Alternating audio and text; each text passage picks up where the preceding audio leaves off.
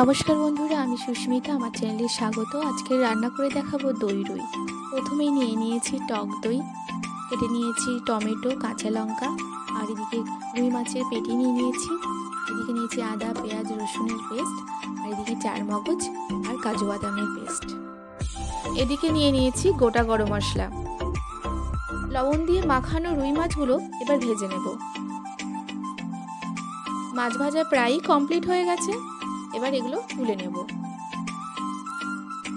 সেই মাছ ভাজা তেলেই গোটা গরম মশলা দিয়ে দিলাম। একটুখানি নেড়ে চেড়ে নেব।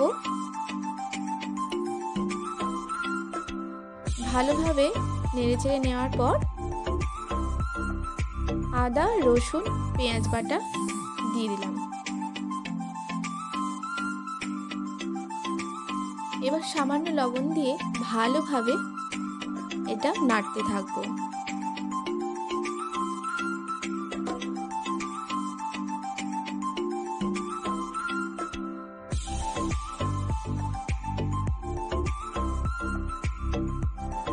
যেহেতু পেঁয়াজ বাটা আছে, পেঁয়াজে যাতে গন্ধ না বেরোয় একটু ভালোভাবে কষিয়ে নিচ্ছি।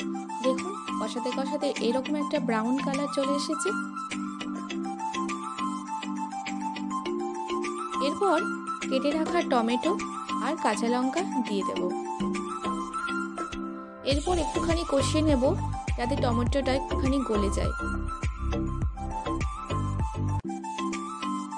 এরপর ফ্যাটানো টক দই দিয়ে দেব।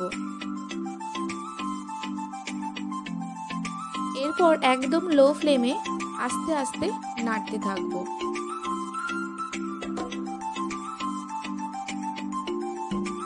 যতক্ষণ না পর্যন্ত মশলার সাথে মেল্ট না হয়ে যায় ততক্ষণ এইভাবেই নাড়তে থাকবো লো ফ্লেমে।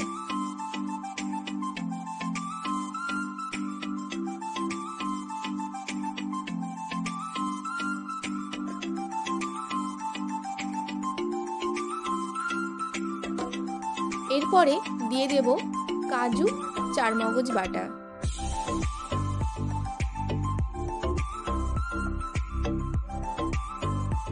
এইভাবেই নাড়তে থাকবো।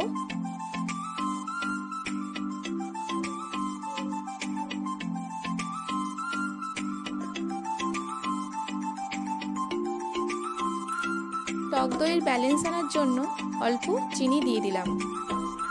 আপনারা অবশ্যই অল্প করে চিনি দেবেন, এর টেস্ট দুর্দান্ত আসে।